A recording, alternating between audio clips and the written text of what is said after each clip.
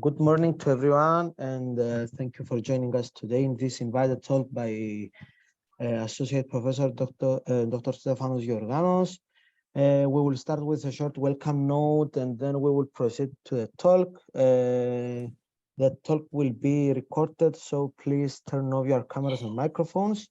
We will allow questions only through the chat, and will be answered after the talk.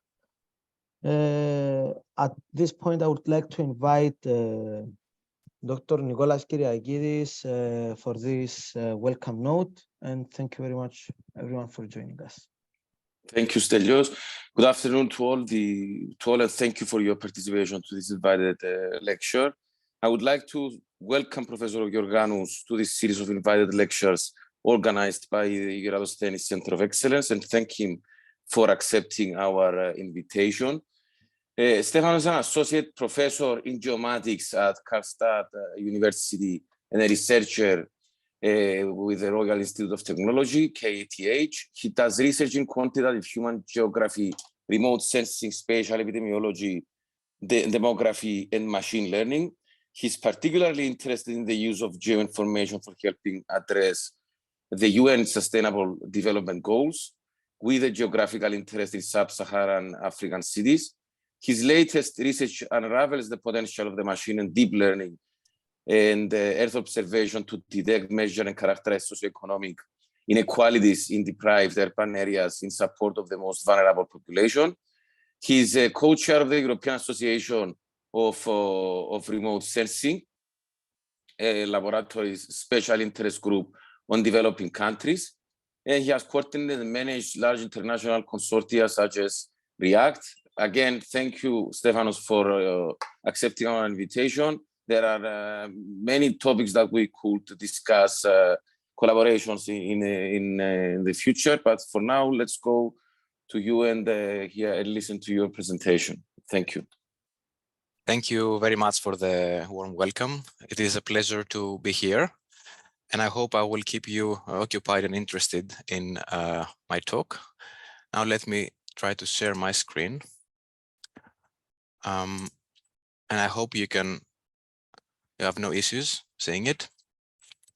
So yeah, many thanks again. Very happy to be here. And as the title suggests, I will be talking about AI and Earth observation in support of urban sustainability in the global south, and in particular in sub-Saharan Africa, which is most of where my research takes place. As it was mentioned by Nicholas before, I'm an associate professor in geomatics in Cyprus University, and my, I would say overwhelmingly, my whole research experience is about urban geography in the global south.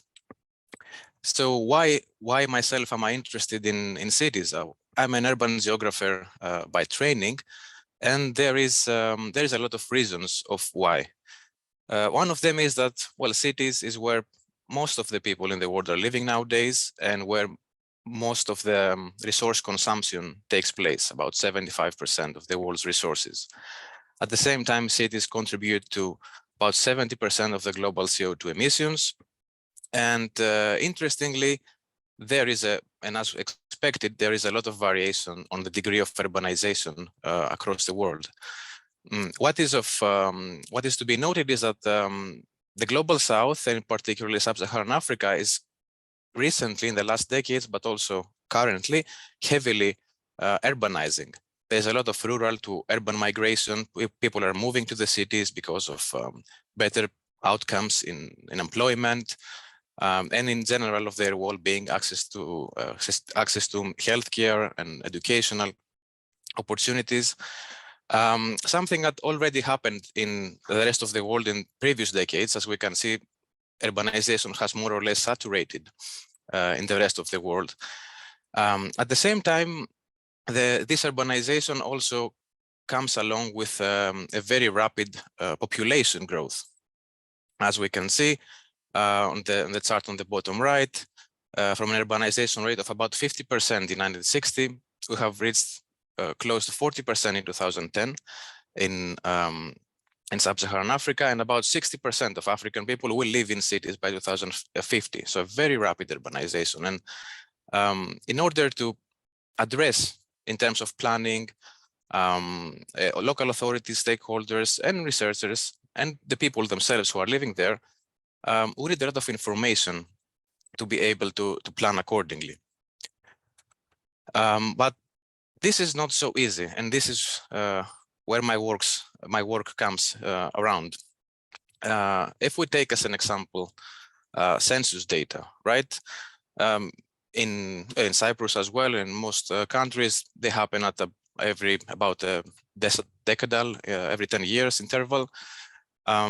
But if we check on this map here, for instance, where it documents the year that the last census took place, there's many countries that there hasn't been a census for more than 15 or 20 years. If we think about DRC in Congo, there hasn't been a census since '84. So we don't have the potential to know how many people live and at which conditions they live at. So we need a wide set of information to be able to capture this variability, and a part of it is geospatial. It can come from satellites, from drone data, from aerial photographs, combination with in situ information. And in this presentation, I will kind of take you to, let's say, a trip of different applications of how we can use these sources to fill these data gaps, these missing data gaps, to the extent that it's possible or that we can do. So focusing again on the census here, we see that among a lot of them being outdated, also their administrative delineations are not really aligning very well. There is an unsatisfactory level of detail. And what this brings us? Well, one thing is that it is even more important because in these areas we have very large degrees of data scarcity. There is also where most of the people living in deprived urban areas will be.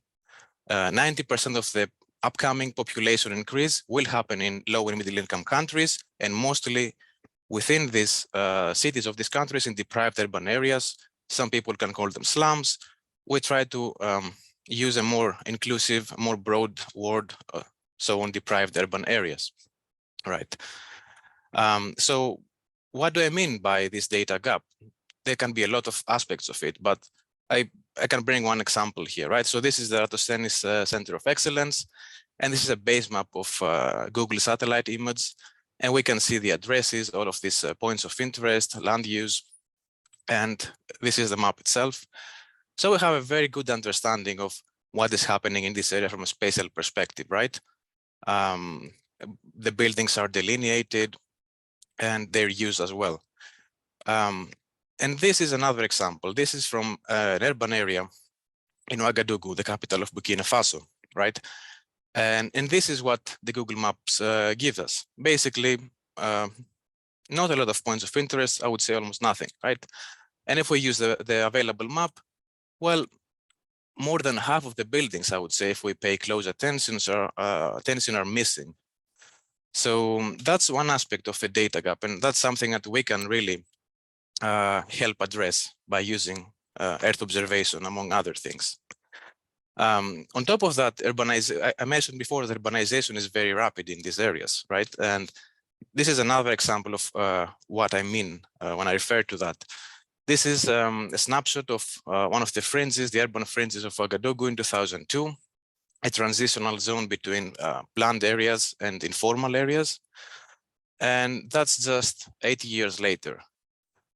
So we can observe a very massive transformation of the city, a very rapid transformation of the city, while the information that we need to plan appropriately, allocation of resources, sustainable planning, are very critical, and it's very tough to have this type of information. Moreover, available data are not good enough. There is a big bias in available data sets. One source of it, and commonly used now in the field, is the building footprints. Google has released building footprints, Microsoft, Ecopia, so from Maxer Matsuri. But because these models are trained mostly in in countries that are not in the global south, when they are applied in, let's say, in the case of Nairobi in Kenya here, they are not capturing the build-up patterns. Basically, they are empty in many cases. So we have here one of the highest densely populated slums. And if we use the footprints as a source of information to do other things, we will be very disappointed. So that's also another source, the bias of existing data, not just missing data completely. Imagine, for instance, if we would try to build up a population model to distribute population, and we're using these building footprints, we will have a very, very, very bad model, and we don't want that. So where does this whole framework, let's say, wraps around? Of course, Sustainable Development Goals, and particularly SDG 11, which explicitly tackles the well-being of urban residents and has two concrete targets: to ensure access for all to adequate, safe, and affordable housing and basic services, upgrading of the slums, but also to enhance inclusivity, sustainable urbanization, and participatory planning by local authorities, and also the residents, the inhabitants of these cities themselves. And we will give some examples of that through this presentation. It is also important to note that the IPCC report, the latest IPCC report, really stresses the fact that there is a lot of missing information in the global south, in the cities in particular. So even if we go on the, let's say, more climatic side about climate change and the impact it can have on livelihoods, there is also a lot of work to be done there, and so we need to be aware of that. So why Earth observation in sub-Saharan Africa? Well, remote sensing is a key component to fill information gaps at unprecedented geographical scales and can support evidence-based policymaking. It is operational as it has a very high temporal resolution. It constantly orbits, there's thousands of satellites constantly orbiting the Earth's surface. And very nicely, it connects very well with AI, with computer vision techniques, with machine learning, with deep learning. And we are at a stage right now where we can, along with modeling and mapping biophysical information, for instance, let's say wildfires or land cover, we can also go much further than we used to into socioeconomic mapping. So let's say household wealth, epidemiology, population mapping, deprivation characterization, which are a bit more complex, I would say, more difficult to disentangle concepts. And we will see also some examples of that. So one of the first steps, once we have a study area and we attempt to, let's say, create different levels of information, is to characterize the urban surface using satellite data. And for that, there is a lot of different sources of satellite data. Some of them are free, some are not, and a different resolution. So we can start from, let's say, as an example, Sentinel here, Sentinel-2 at 10 meter, and we can reach very fine resolutions, a few centimeters if we use, let's say, drones. At the same time, depending on what we're using, we can characterize different aspects of the urban surface. With using Sentinel, we get a mostly, let's say, neighborhood indicators, a bit coarser resolution. But if we use aerial or very high resolution satellite data, for example, WorldView 3, we can go much further into detecting, let's say, fine details such as waste, cars, material of the roofs, and all of them are useful and I would say necessary if we want to have a very strong, holistic, integrated urban mapping and understanding of these areas. Again, here another example of here focusing more on the cost of these data sets. As a lot of you probably know, Sentinel are free of charge, but there is other solutions. We can move to low cost and get a, let's say, a good balance between acquisition cost and spatial resolution, and very high resolution data, which then ramps up the cost of acquisition but bringing us much more details. So given the applications I will go through now, the next step is to start with, let's say, the first layers of information in urban areas.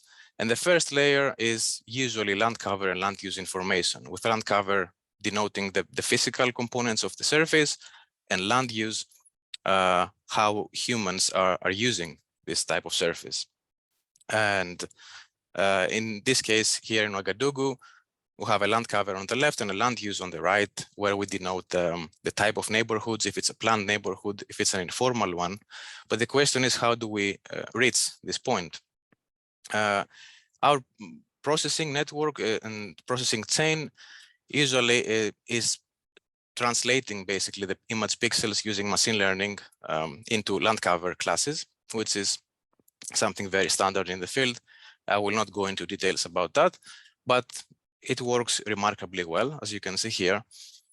But in the second step, the question is, how can we infer land use from the land cover in a data scarce environment where we have no or very little reference data?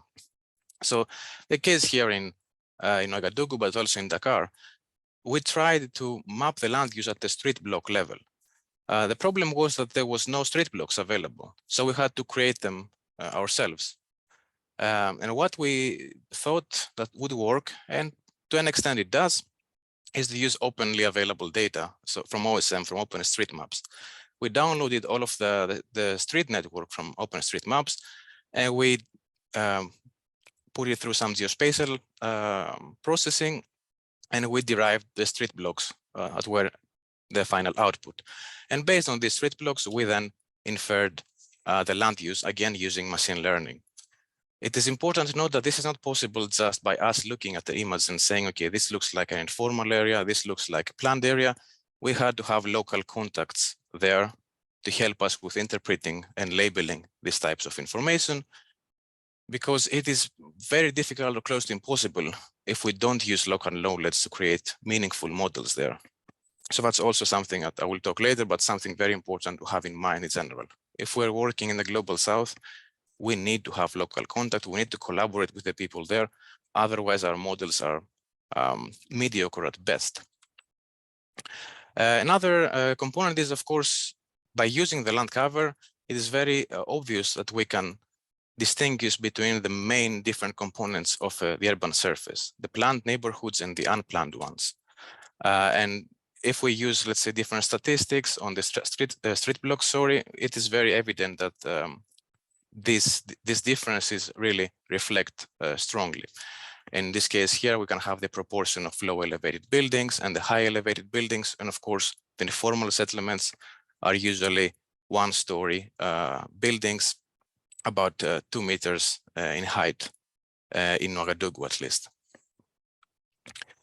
But what is of most interest to me and to my colleagues is not only to map the urban surface in general, but to focus on the most vulnerable communities living in these cities, the so-called deprived urban areas or slums or informal settlements, depending on your definition.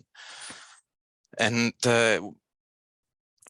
I think most researchers, or a lot of researchers at least, have a very uniform idea of slums, that it's basically the idea of having some very dense, heavily deprived settlement with very little space. But the truth can be quite different. Deprived urban areas have a lot of variability, both between them and within them. And Nairobi, the capital of Kenya, is a good example of this. It has also typically defined deprived areas, but also atypical ones. And we tried to use open data to map these locations, Sentinel-1 and Sentinel-2, along with some machine learning. So we could scale up these experiments to very large areas, many countries and many cities if possible. And this is one of the first attempts we did, where we created a land use and land cover map, trying to detect these deprived urban areas with the red color in Nairobi. And Sabine, my colleague in Brussels, did this work. And the results were quite remarkable. But then we started thinking, is it really, from a geoethical perspective, how should we map deprived urban areas, because we are basically assigning socioeconomic conditions to pixels. And that has also another component that has to do with ethics. How should we present to the world this type of information? It can stigmatize communities at the same time. And these are just models, right? So what we're thinking and we're actively doing now is that we are, instead of creating binary maps, we're giving probabilities. So basically, what is the probability of a certain pixel of an image, let's say in this case, a grid of 100 by 100 meters, to be a deprived area? Because then we can include uncertainty, and stakeholders can know this. So they cannot just take a binary map and take it as truth. So that's another way we deal with, let's say, uncertainty. Going into these areas now, and we have to use finer resolution data. Sentinel can only get us about this far, I would say, at least with the technology and methods we have now, is trying to map different facets, different aspects of deprivation. And some work that my colleagues and I did in Nairobi was to map waste. And by using worldview imagery, around a 0.5 meter resolution, we tried to map the waste with the purple color here on the figures on the left. And it worked remarkably well. We were able to map the waste, which accumulates across the river. This is the slum of Mathare in Nairobi. And it causes a lot of issues as it floods, the waste spreads all over, a lot of epidemiological concern and infectious diseases are being caused out of it. What is important is that once we have a map with the hotspots of waste accumulation, then the communities themselves can better organize and hopefully, let's say, improve the collection of waste. Because in these areas, the collection of waste is not regulated by governmental or local authorities. It is usually, for the most part, that the residents themselves, the communities of the deprived urban areas, are taking care of the waste collection and regulation. Another thing is to be able to classify the diversity in these deprived urban areas, right? So as we saw, they can be very different.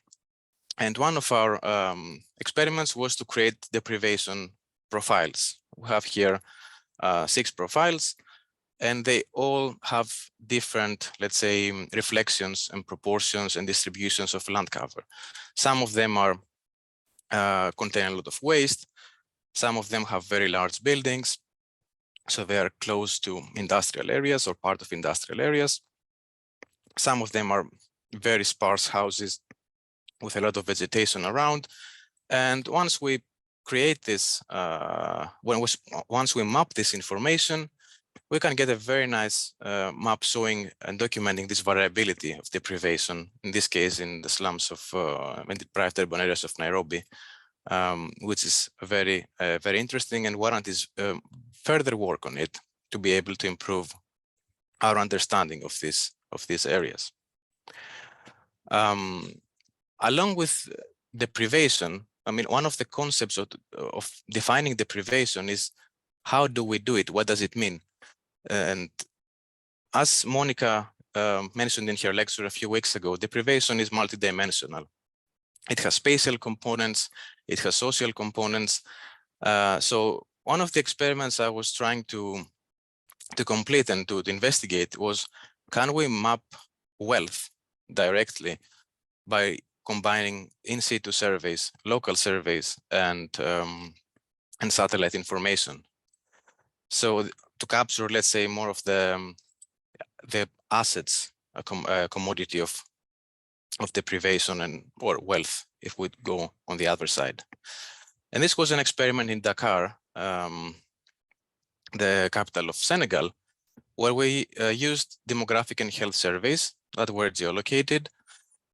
And in these surveys, one of the components is the wealth, the household wealth. They measure how many assets the house has, let's say, what type of energy are they using, how many TVs they have, and so on. And they derive a wealth index, a wealth component.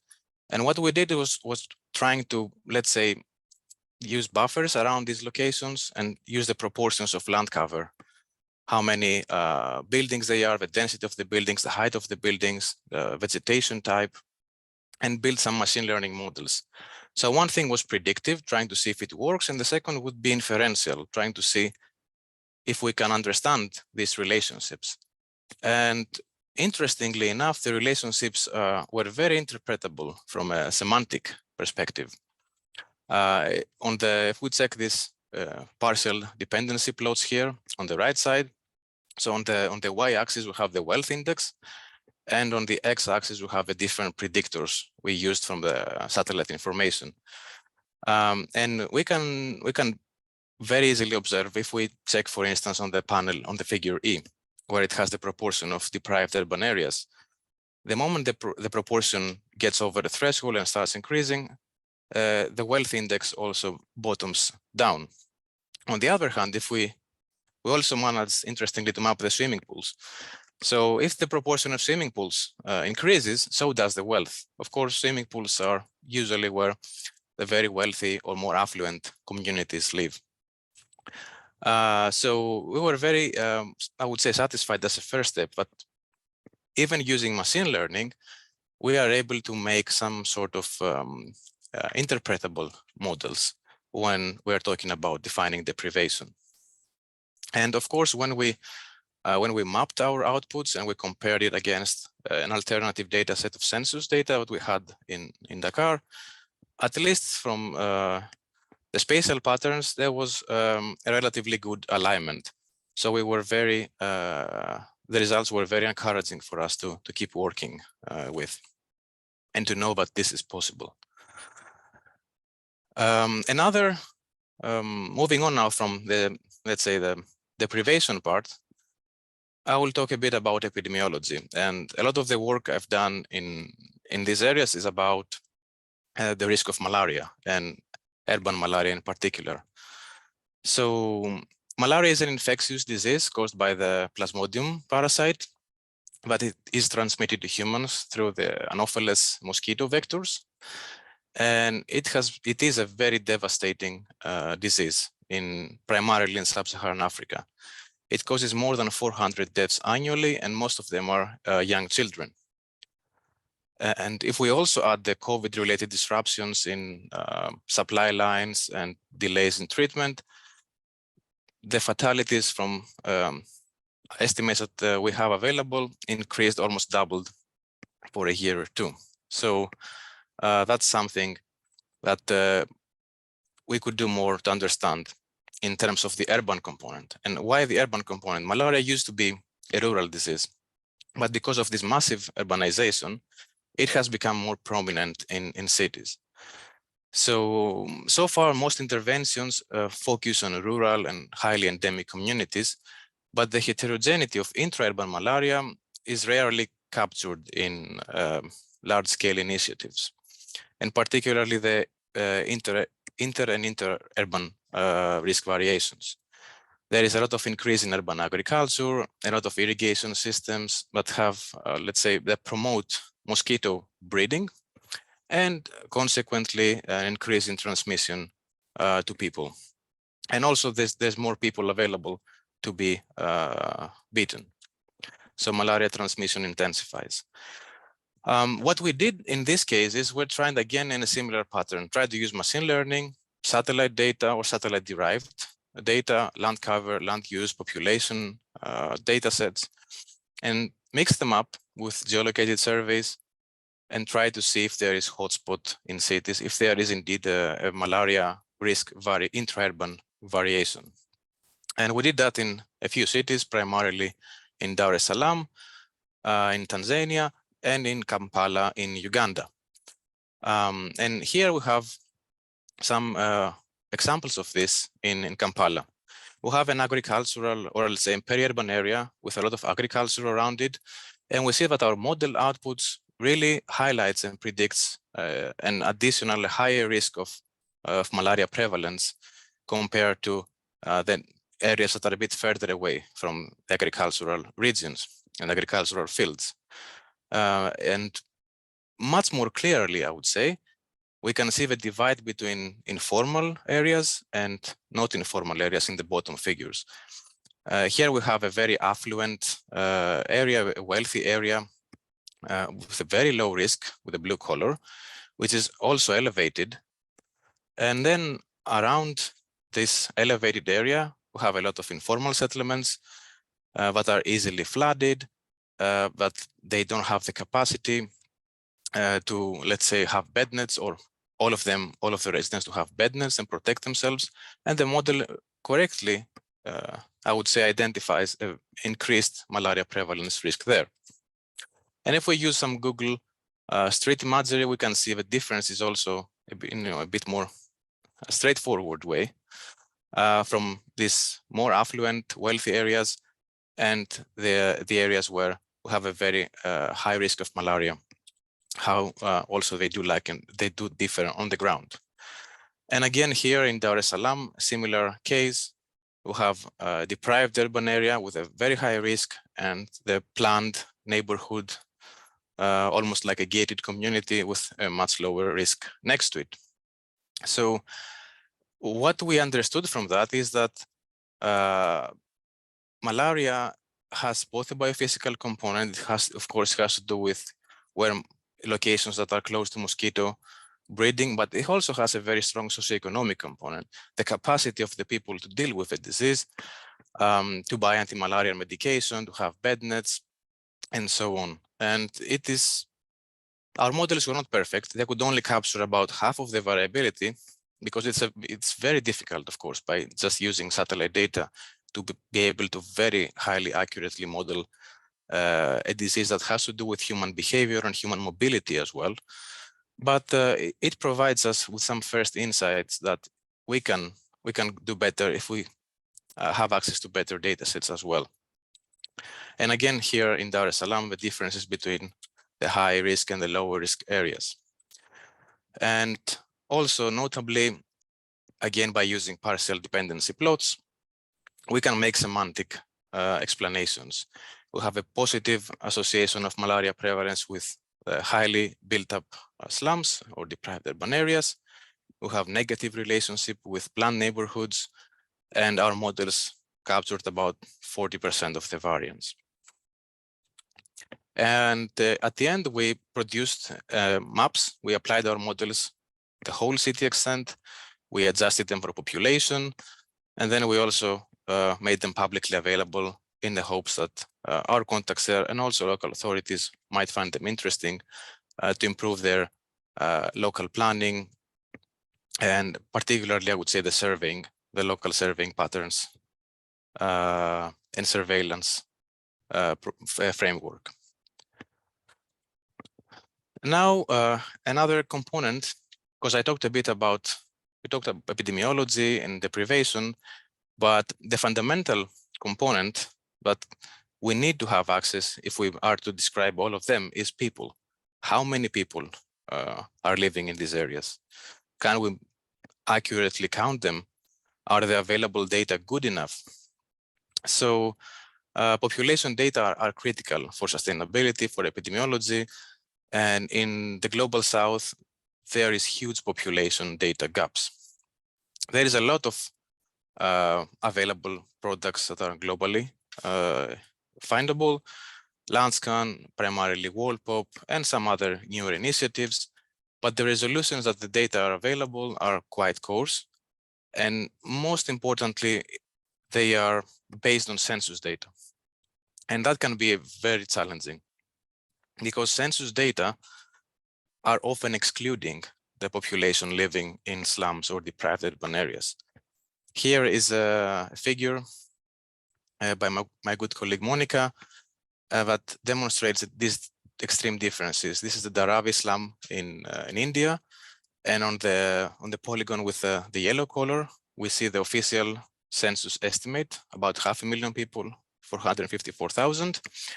And with the red color, we see the actual population living in this slum, the Dharavi slum, which is about double.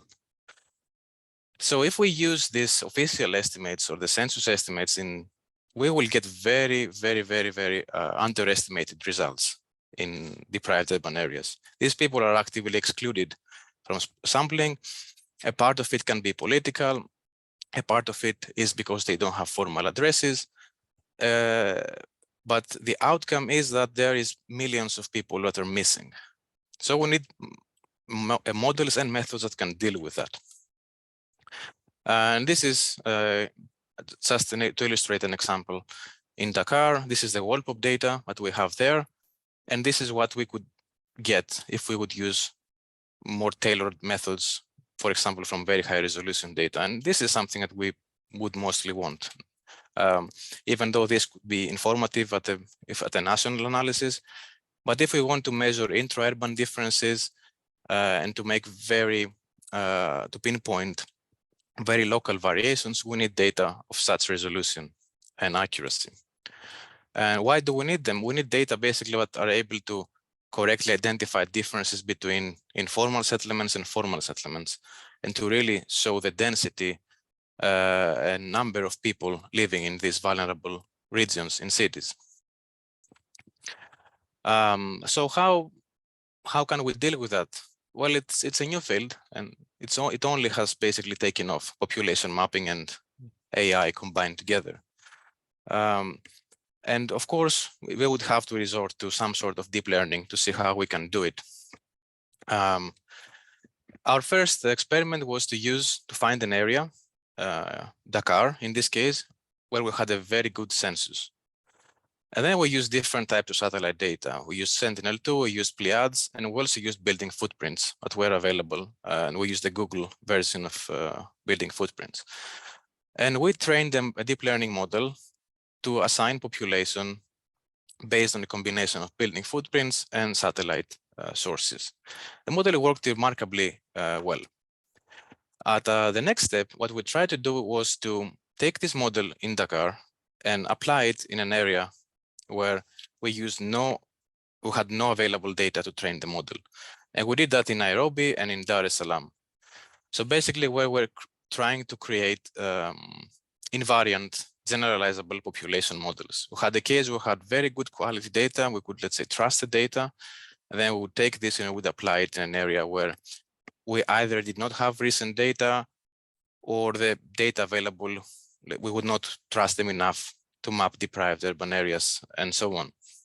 And this is a deep learning architecture. There's no point, I think, to go in details on that, but it's a fusion architecture. It combines the building footprints and the satellite data.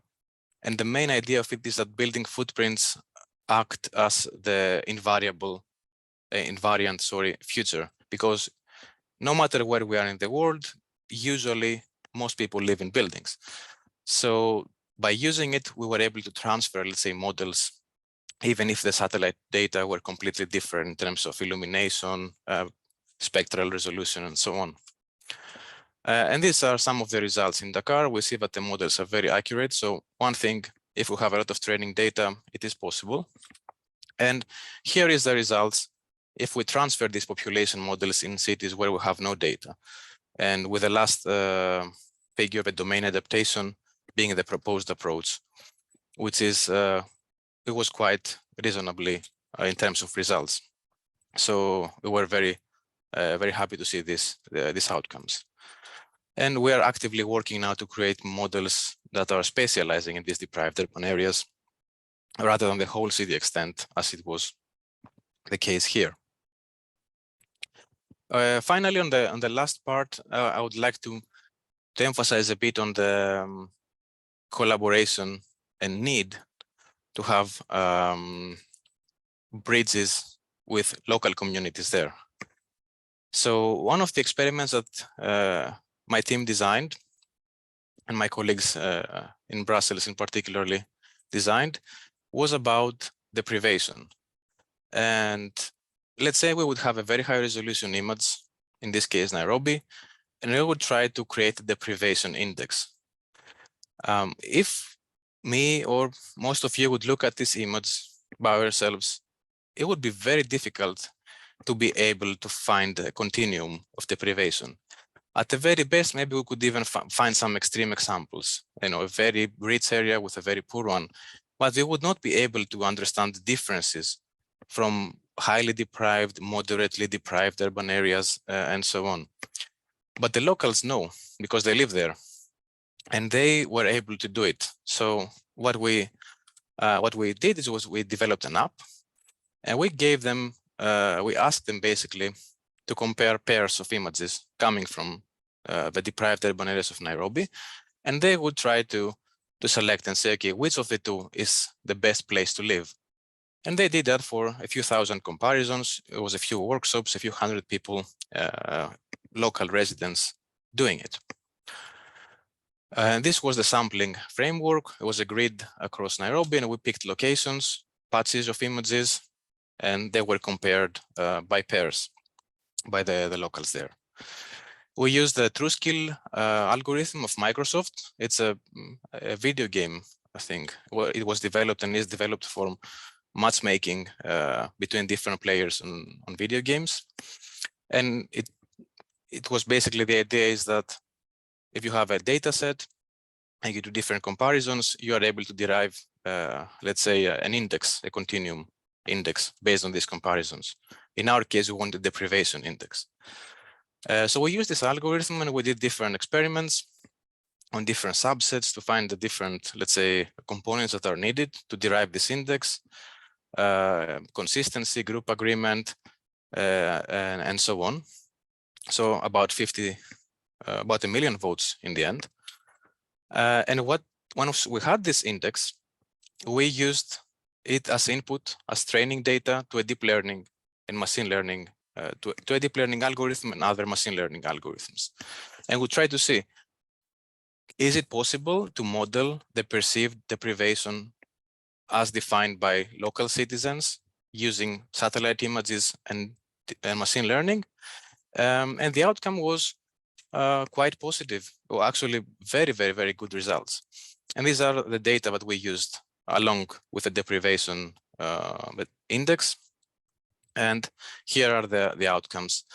So by using deep learning, we don't need to go through the whole table, but we could get accuracies on a test set of about 0.85 R², which is really good for something that was defined in such an experiment. There was a very large agreement by people, so it was a very consistent index, but we would never be able to do it ourselves. And this really stresses the fact that if we are trying to model socioeconomic phenomena, such as deprivation, we have to collaborate with local citizens.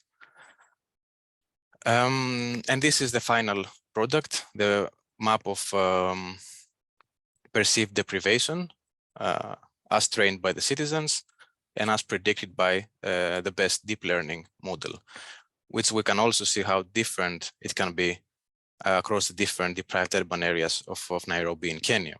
There's a lot of variability, which also means that efforts to address deprivation have to be adapted to its location specifically.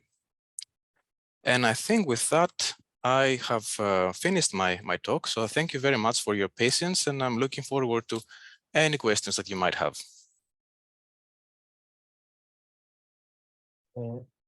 Thank you very much, Dr. Georganos, for your talk, for your presentation. If we have any questions, please let them in the chat. Then Dr. Georganos will answer those. So we'll give 1-2 minutes for questions.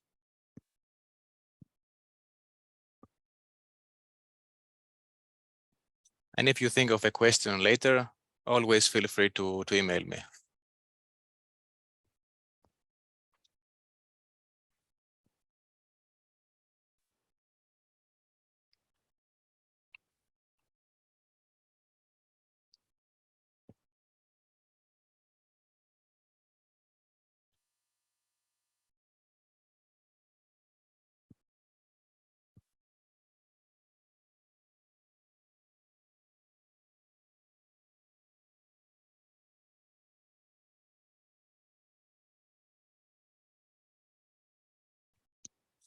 Okay, a couple of questions. I see. I can start with the first. Okay.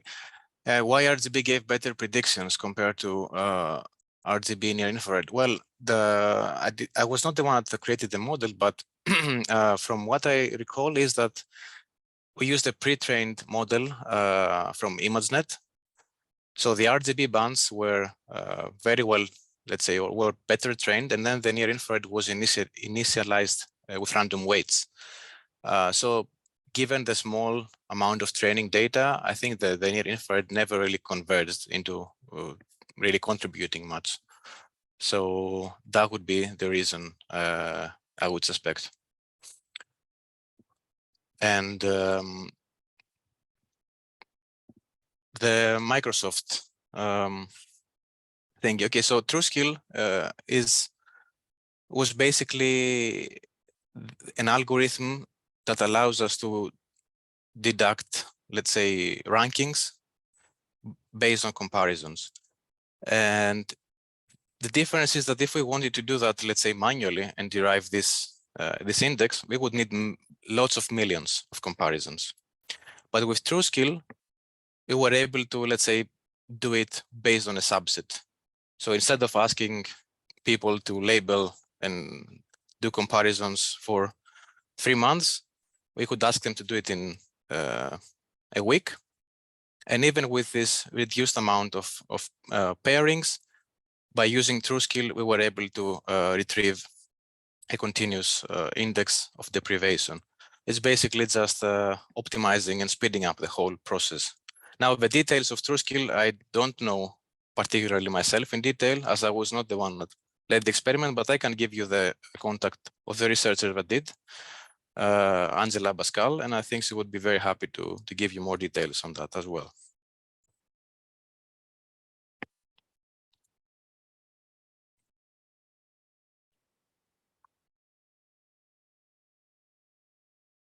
If there are any other questions, feel free to ask.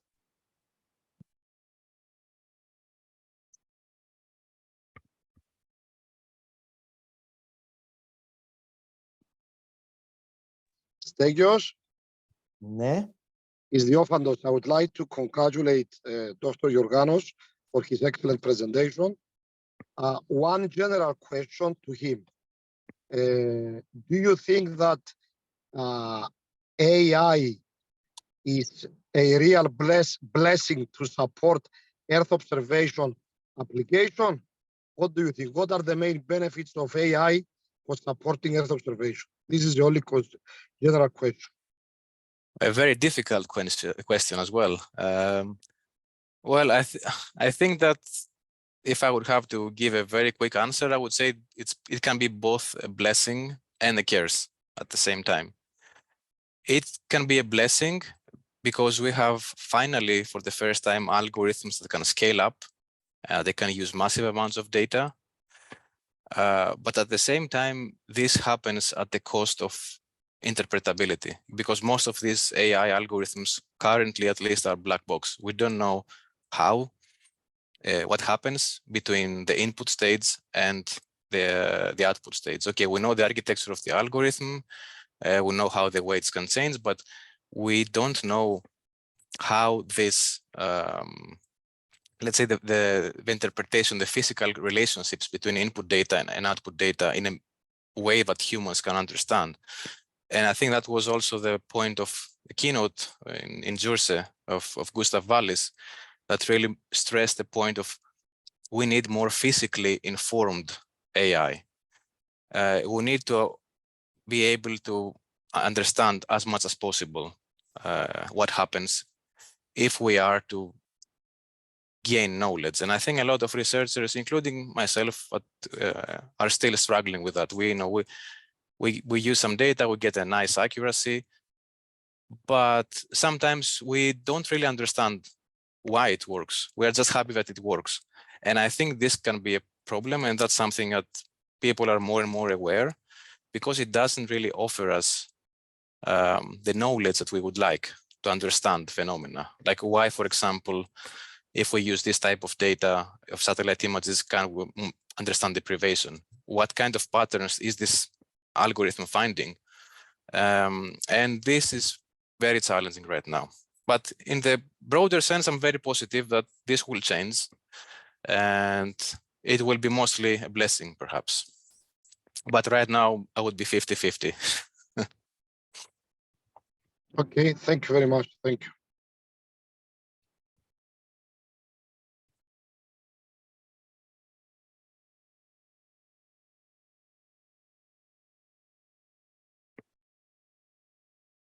We have another one question. Yes. If we need to constrain AI or we need to understand it, I think that we can't really constrain AI because the developments are very quick. We will be left behind if we just say we're not going to do it. But we should put a lot of effort to be able to create physically informed AI models as fast as possible. And I mean, this is something that is not only related to Earth observation and geography. This is something that relates to all fields. If if we go the the large language model side with ChatGPT, this is an issue there as well. We don't know why, what happens exactly. It's just transformer models, and they take an input, they give us an output, but understanding why they do that based on the training is almost impossible right now. So yeah, I think that the best thing we can do is to spend a lot of resources on understanding these models rather than just hoping that coming up with newer and fancier architectures to get a slightly better prediction than the previous model. It will have much more impact right now to even have less predictive models, but interpretable in the field.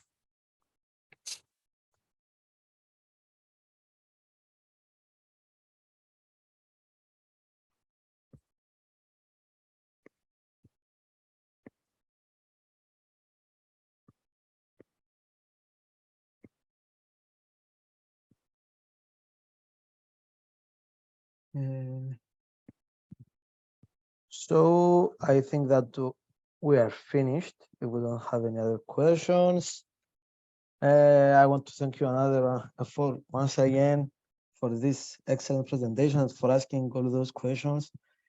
And we really thank you for this invited lecture. Thank you very much. I thank you all for inviting me, both the audience and the organizers. It has been a pleasure, and we'll be in touch, I hope. Yes, sure. Thank you very much. Bye-bye. Bye-bye. To everyone.